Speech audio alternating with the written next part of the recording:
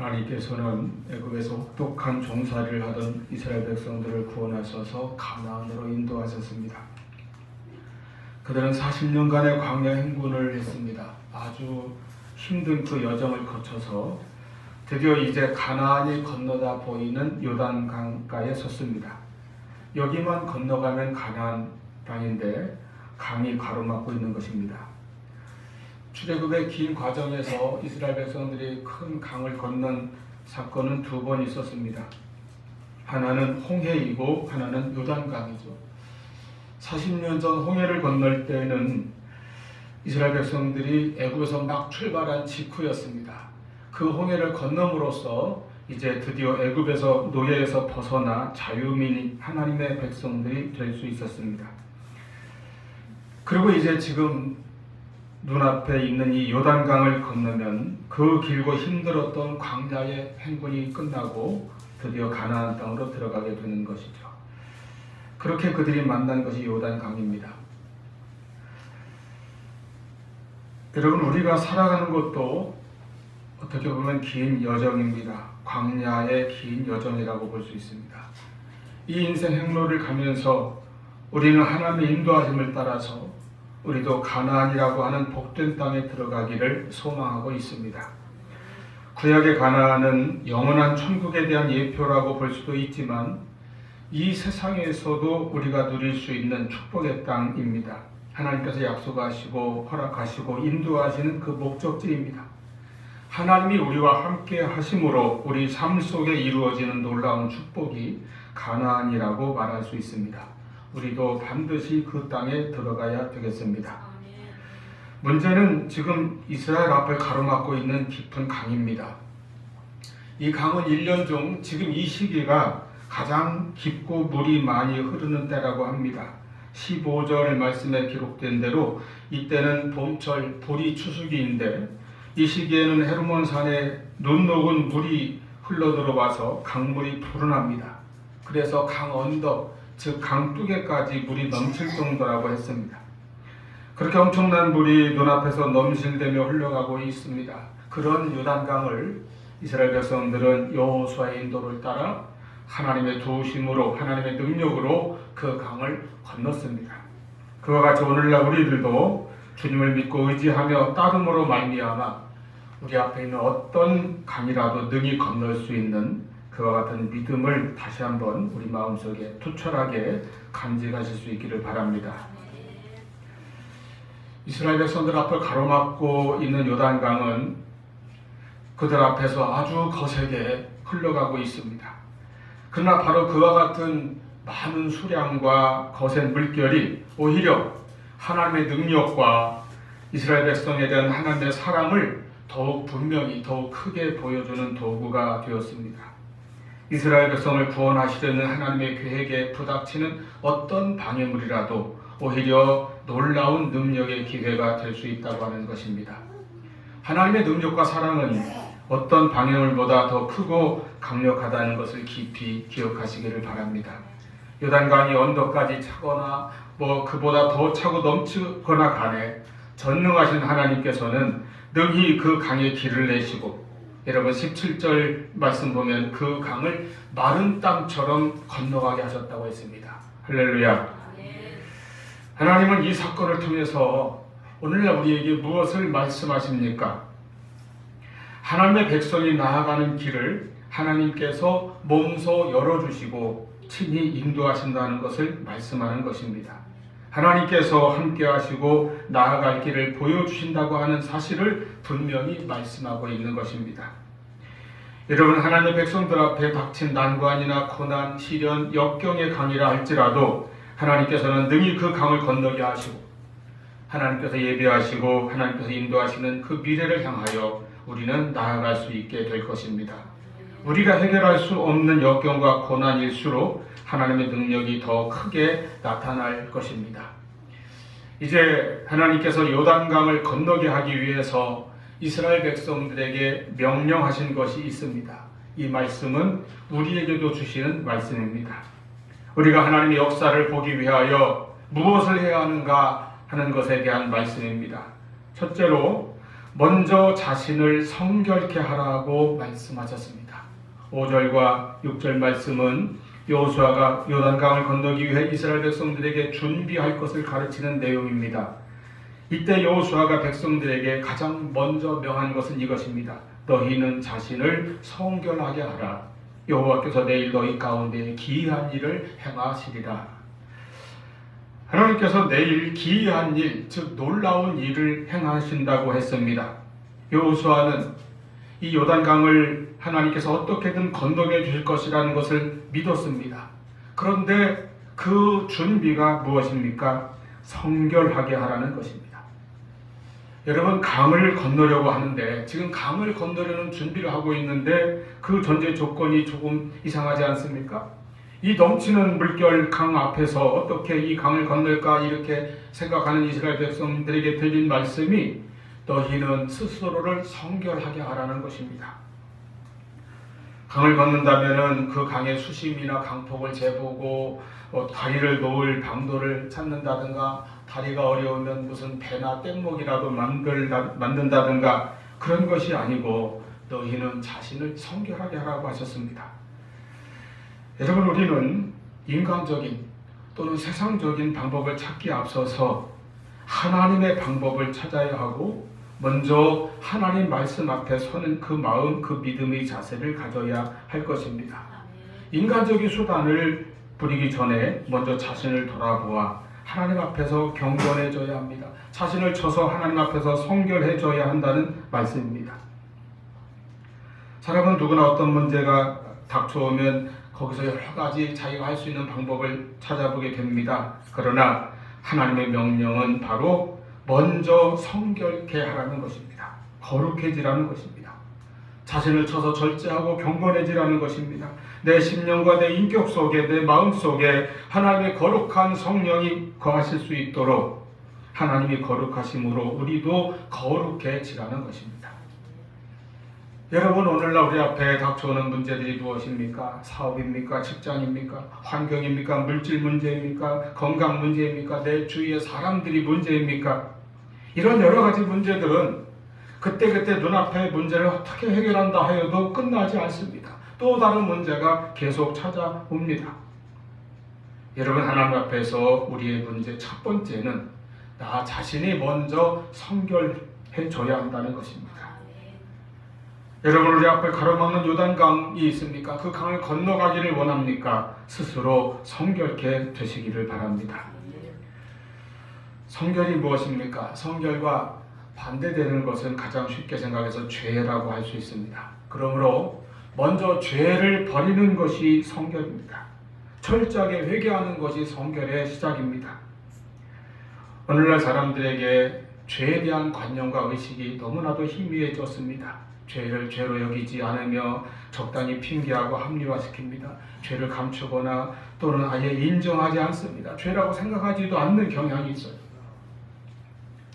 그러나 하나님 앞에서는 숨긴 것이 드러나지 않을 것이 없고 모든 것이 다 심판받게 될 것입니다. 우리가 하나님의 능력을 힘입고 그 능력으로 우리 앞을 가로막는 장애물을 건너가려면 먼저 자신을 성결하게 하여야 합니다. 모든 죄를 철저히 회개함으로 버려야 합니다. 이것이 내 힘으로 되지 않습니다. 예수 그리스도의 십자가 보혈, 십자가 공로, 십자가 능력 의지하여 나의 모든 죄를 회개하고 성결해질 수 있기를 바랍니다. 여러분, 하나님은 거룩하십니다.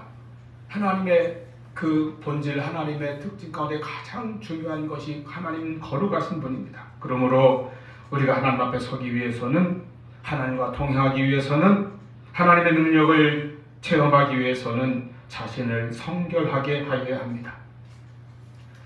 창세기 35장에 보면 야곱의 가정에 큰 위기가 닥쳐왔어요. 온 가족이 몰살당한 큰 위기입니다. 이때 야곱은 지난날 자기를 베델에서 만나셨던 그 하나님을 다시 만나기 위해서 나가고자 했습니다. 그때 야곱이 자기 집안 모든 사람들에게 뭐라고 했습니까? 창세기 35장 2절에 보면 너희 중에 있는 모든 우상들을 버리고 자신을 정결하게 하라고 했습니다. 하나님을 만나기에 앞서서, 하나님께 나아가기에 앞서서 먼저 해야 할 일은 자신을 정결하게 하는 것이 우선이었던 것입니다. 출애굽기 19장에 이스라엘을 애굽에서 구원하신 하나님께서 그들을 신의 산으로 인도하시고 거기에서 언약을 맺으십니다. 나는 너희 하나님이 되고 너희는 내 백성이 될 것이다. 이것이 이제 이스라엘 백성이 택한 백성이 되는 언약입니다.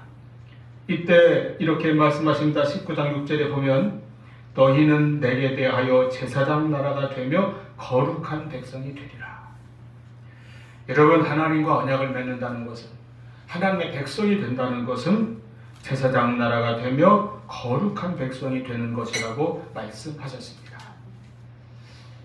그리고 이제 출애굽기 20장에서 십계명을 비롯한 율법을 주시게 되는데, 이 중요한 일을 앞두고 이스라엘 백성들이 그 율법을 받기 위한 준비를 하고 힘써야 할 것이 있는데, 그것이 또한 무엇입니까? 역시 자신을 정결하게 하고 성결하게 하라는 말씀이었습니다. 성결이 이렇게 중요합니다. 여러분, 성결하십니까? 늘 성결에 힘쓰시기를 바랍니다. 죄를 떠나고 죄를 버리며 언제나 하나님 편에 적극적으로 서는 것이 바로 성결입니다. 우리가 성결해야 하나님의 능력을 체험합니다. 성결해야 하나님과 동행합니다. 성결해야 하나님께 쓰임받습니다. 디모데후서 2장 20절 말씀 보면 큰 집에는 금그릇, 은그릇도 있지만 나무그릇, 질그릇도 있다고 하셨습니다. 그리고 21절, 그러므로 누구든지 이런 곳에서 자기를 깨끗하게 하면 귀히 쓰는 그릇이 되어 거룩하고 주인의 쓰심에 합당하며 모든 선한 일에 준비함이 되리라 하셨습니다. 하나님은 큰 그릇도 작은 그릇도 다 사용하십니다. 금그릇이나 은그릇만이 아니라 나무그릇, 질그릇도 다 쓰십니다. 우리가 다 큰 그릇, 금그릇이 될 수 없습니다. 자기 각자에 맞는 그릇이 있습니다. 하나님은 다 쓰신다고 했습니다. 그러나 한 가지, 더러운 그릇은 쓰임받을 수 없을 것입니다. 거룩하신 하나님이 쓰시려면 우리가 거룩해져야 합니다. 그러므로 깨끗한 그릇이 되도록 힘쓰시기를 바랍니다. 성결하기를 힘쓰십시오. 이것이 우리 앞에 깊고 험한 강을 건너기 위한 첫 번째 준비입니다. 두 번째입니다. 이제 준비를 다한 이스라엘 백성들이 요단강을 향해서 나아가는데, 하나님께서 말씀하시기를 반드시 언약궤를 앞세우고 그 뒤를 따르라 하셨습니다. 6절에 여호수아가 또 제사장들에게 말하여 이르되 언약궤를 메고 백성의 앞서 건너라 하였습니다. 이스라엘 백성들이 나아가고자 할 때는 항상 언약궤가 가장 앞서가고 백성들은 그 뒤를 따랐습니다. 지금 요단을 건널 때도 마찬가지입니다. 하나님께서 그렇게 하라고 하셨습니다. 언약궤라고 하는 것은 조각모로 만든 나무 상자 같은 궤입니다. 법궤 또는 증거궤라고도 불렀습니다. 이 궤 안에는 유명한 세 가지가 들어있죠. 십계명을 새긴 돌판과 만나를 담은 항아리, 그리고 아론의 쌍난 지팡이가 들어있습니다. 이 언약궤는 언제나 하나님의 임재를 상징하는 것입니다. 하나님께서 임재하시는 장소요, 그 표식입니다. 그래서 언약궤는 성막이나 성전의 지성소에 두었습니다. 왜 지성소가 거룩합니까? 언약궤가 거기 있기 때문입니다. 하나님이 임재하신다고 믿었기 때문입니다. 그곳은 하나님께서 임재하시는 곳이요, 하나님께서 그의 백성과 함께 계신다고 하는 것을 상징적으로 보여주는 것이 바로 언약궤였습니다. 그러므로 언약궤가 앞에 가고 모든 백성은 그 궤를 따르라고 하는 것은 언제나 하나님께서 친히 앞서가시니 그 하나님의 인도하심을 따라가라는 말씀입니다. 이스라엘 백성 가운데 어느 지파의 누구든지 남녀노소 모두가 오직 그 언약궤를 보며 따르라고 하셨습니다. 이것은 하나님께서 이스라엘 민족을 인도하신다는 표적입니다.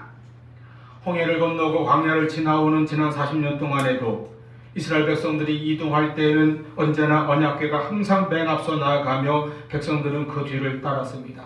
이제 요단을 건널 때에도 그렇게 하라고 말씀하십니다. 여러분, 지난달 이스라엘 백성들의 광야 40년 동안에 그들은 얼마나 많은 이적과 기적을 체험했는지 몰라요. 수많은 이적을 자기들의 몸으로 몸소 체험하면서 기적의 만나를 먹고 기적의 생수를 마시면서 저들은 하나님의 인도하심을 따라 여기까지 왔습니다.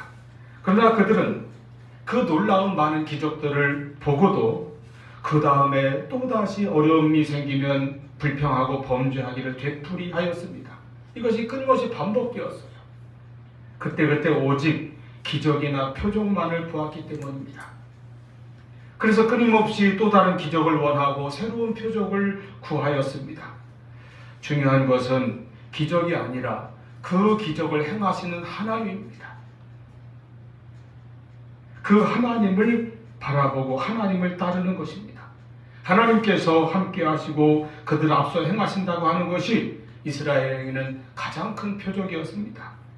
그런데 그러한 표적을 보지 아니하고 그냥 눈앞에 보이는, 눈앞에 일어나는 기적만을 보고 그때그때 좋아했다가 또다시 조금 어려움이 생기면 불평하고 원망하고 죄를 짓는 것을 반복하였습니다. 이제 하나님께서 이 요단강을 건너고자 하는 백성들에게 또 말씀하십니다. 오직 언약궤를 바라보며 그 뒤를 따르라. 하나님의 인도하심을 받고 하나님이 주시는 표적만을 보고 따라가야 한다는 것입니다. 우리도 날마다 우리의 삶 속에서 우리 앞서 행하시는 하나님을 믿고 따를 수 있어야 하겠습니다. 언제나 우리의 시선을 하나님께 두고 하나님을 향하며 나아갑니다. 우리가 어떤 문제를 만났을 때, 장벽에 부딪혔을 때, 큰 공경에 처했을 때에, 중요한 고비에 처했을 때 우리는 어떤 신앙으로, 어떤 자세로 그 문제를 대처합니까? 그럴 때 특히 우리는 인간의 생사화복을 주관하시는 하나님을 믿고 따라가는 신앙을 가지시기를 바랍니다. 그의 택한 백성을 버리지 아니하시고 항상 함께 하시며 항상 도우시는 하나님을 바라보고 하나님을 의지하며 믿음으로 순종하는 신앙이 앞서야 할 것입니다. 이렇게 언약궤를 바라보고 걸어가는 인생들에게 요단강이 갈라지고 가나안의 축복이 주어지는 것입니다. 여러분, 구약의 언약궤가 하나님이 함께 하신다는 그 하나님의 임재와 하나님의 동행하심을 상징한다면 오늘 우리에게 그 언약궤의 실체는 무엇입니까? 바로 예수 그리스도입니다. 하나님께서 함께 하신다는 그 임마누엘로 오신 분이 예수님입니다. 그렇기 때문에 우리에게 언약궤가 하나의 상징이요 그림자라면 예수님은 본체시요 실체이십니다. 구약의 이스라엘 백성들이 오직 언약궤를 바라보는 신앙을 가졌다면 오늘날 우리는 오직 예수를 믿고 의지하는 신앙을 가져야 할 것입니다. 예수님을 통해서 우리는 하나님께 나아갈 수 있고 하나님과 화목하게 되었고 하나님이 나와 함께 하신다는 믿음을 가지고 살아갈 수가 있게 되었습니다. 오직 믿음으로 우리의 여정을 한 걸음 한 걸음 옮겨 놓을 때에 이와 같이 언제나 이스라엘이 언약궤를 보고 따랐듯이 우리는 오직 예수의 믿음으로 담대하게 나아가는 우리 모두가 될 수 있기를 바랍니다. 세 번째로는 이제 요단강을 이제 실제로 건너게 되는데 그때 먼저 언약궤를 맨 제사장들이 그 강물 속으로 발을 내밀고 들어가라는 하나님의 명령이었습니다. 하나님께서 강물을 먼저 갈라놓으시고 마른 땅이 드러나게 하신 후에 그리로 건너가라고 하신 것이 아닙니다. 먼저 제사장들로 하여금 들어가라는 말씀입니다. 그래서 그대로 순종했습니다. 그러자 15절, 16절 보니까 궤를 맨 제사장들의 발이 물가에 잠기자 물 위에서부터 흘러내리던 물이 그쳐서 그랬습니다. 이렇게 물이 온전히 끊어지며 백성이 여리고 앞으로 바로 건넜다고 했습니다. 제사장이 발을 디딜 때에는 여전히 범람하여 물결이 흐르는 강이었습니다. 그들의 발이 물에 잠길 때에 물이 멈추고 길이 열리기 시작했습니다. 여러분, 이것은 무엇을 말씀합니까? 먼저 믿고 먼저 순종하였다는 것을 보여줍니다. 물이 멈추고 길이 열리기, 길이 다 보인 후에 발을 들여놓은 것이 아니라 믿음으로 먼저 순종할 때에 흐르던 물이 멈추고 넘치던 강물이 갈라져서 마른 땅이 되었다는 것입니다. 여기서 보는 것처럼 이 요단강을 이렇게 건너는 것은 지난날 홍해를 걷는 것과는 좀 차이가 있죠. 홍해를 건널 때에는 모세가 지팡이를 든 손으로 홍해를 가리키자 동풍이 불어오고 바다가 이렇게 말라서 바닥이 먼저 드러났습니다. 출애굽기 14장 21절 보면 이스라엘이 이 광경을 보면서 그곳을 밟으며 지나갔다고 했습니다. 다시 말해 이미 갈라진 홍해를 보면서 건너갔단 말이죠. 하지만 요단강의 경우는 순서가 다릅니다. 언약궤를 맨 제사장들이 먼저 여전히 넘쳐 흐르는 그 강물에 발을 들이밀자 물이 멈추었습니다. 40년 전 홍해를 건넌 신앙은 하나님이 행하신 신비한 놀라운 능력의 기적을 먼저 보고 그 기적을 눈으로 본 뒤에 믿는 신앙이었다면, 이제 지금 요단강을 건너는 신앙은 먼저 자신의 발을 요단 강물에 들여놓는 신앙입니다. 먼저 믿고 먼저 순종하는 신앙이라는 것입니다. 이 제사장들처럼 이제 우리의 신앙도 홍해를 건넌 그 신앙에서 요단강을 건너는 신앙으로 성장하고 한층 더 성숙해질 수 있기를 바랍니다. 눈앞에 보여주어야 믿는 신앙이 아니라 오직 믿음으로 순종하고 행하는 신앙이 되어야 하겠습니다. 여러분, 흘러가는 그 물결 앞에서 제사장들은 무슨 용기로 출렁이는 그 강물에 발을 디딜 수 있었겠습니까? 그들은 어떤 두려움에도 불구하고 그 순간 하나님의 말씀을 생각했습니다. 하나님께서 말씀하시니 그 말씀을 믿고 의지하며 오직 말씀에 순종하여 나아갔던 것입니다. 베드로가 예수님을 처음 만났을 때도 그랬습니다. 누가복음 5장에 보면은 어부인 베드로와 그 동료들이 밤새 그물질을 하였지만 그날은 허탕만 치고 한 마리의 고기도 잡지 못한 채 이제 새벽을 맞이했습니다. 그때 예수님께서 그 배에 오셨습니다. 그리고 베드로에게 말씀하셨습니다. 깊은 데로 가서 그물을 내리라. 5절에 시몬이 대답하여 이르되, 시몬은 베드로의 원래 이름이죠. 시몬이 대답하여 이르되, 선생님, 우리들이 밤이 새도록 수고하였으되 잡은 것이 없지만은 말씀에 의지하여 내가 그물을 내리리이다 하고, 그때 어떻게 되었습니까? 6절에 그렇게 하니 고기를 잡은 것이 심히 많아 그물이 찢어지는지라. 할렐루야. 말씀에 의지하여 말씀에 순종하여 나아가는 우리의 믿음을 늘 가지시기를 바랍니다. 오늘 본문에서 15절에 이렇게 궤를 맨 제사장들이 말씀에 순종하여 그들의 발이 물가에 잠기자 하나님의 놀라운 기적의 역사가 펼쳐지기 시작했다고 하는 것입니다. 이 대역사는 저절로 일어난 것이 아니라 두려움을 무릅쓰고 오직 말씀에 순종하여 말씀에 의지하여 그 강물을 향해 발을 내딛는 그 믿음이 있었기 때문에 일어날 수 있었다고 하는 것을 기억하시기를 바랍니다. 이와 같이 말씀을 믿는 신앙은, 말씀과 함께하는 신앙은 인간의 모든 방해를 넘어서는, 두려움도 이겨낸 그와 같은 믿음을 우리에게 줍니다. 그 믿음이 요단강을 가르는 역사를 이루어낼 것입니다. 요단강은 이와 같이 우리에게 철저한 믿음과 철저한 순종을 요구합니다. 약속의 말씀을 붙들고 순종한 믿음입니다. 하나님께서는 이미 여호수아에게 네가 발바닥으로 밟는 땅을 주신다고 약속하셨습니다. 이제 하나님을 믿고 오직 그 말씀에 순종할 때에 그와 같은 기적이 일어나고 그와 같은 축복의 역사가 일어납니다. 하나님 언제나 동일하신 하나님이십니다. 홍해를 건널 때는 홍해를 건너는 방식으로 역사하셨고, 요단강을 건널 때는 또 요단강을 건너는 방식으로 우리에게 역사하실 것입니다. 내 생각으로 하나님이 하시는 일을 이렇게 저렇게 제한하거나 고정시키지 말아야 합니다. 하나님께서 가장 그때마다 적절하게 가장 우리에게 복되게 역사하시는 그 하나님의 손길을 바라보며 언제나 담대한 믿음을 가지고 우리 앞을 향해서 담대히 전진해 나가시기를 바랍니다. 요단강에 발을 내어 미십시오. 요단강을 육지처럼 건널 수 있도록 도우시는 하나님은 오늘도 살아계시고 역사하십니다. 10절 말씀 보면 살아계신 하나님이 너희 가운데 계신다고 하였습니다. 여러분, 그 하나님이 지금 우리에게도 우리 가운데도 함께 계심을 분명히 믿으시기를 바랍니다.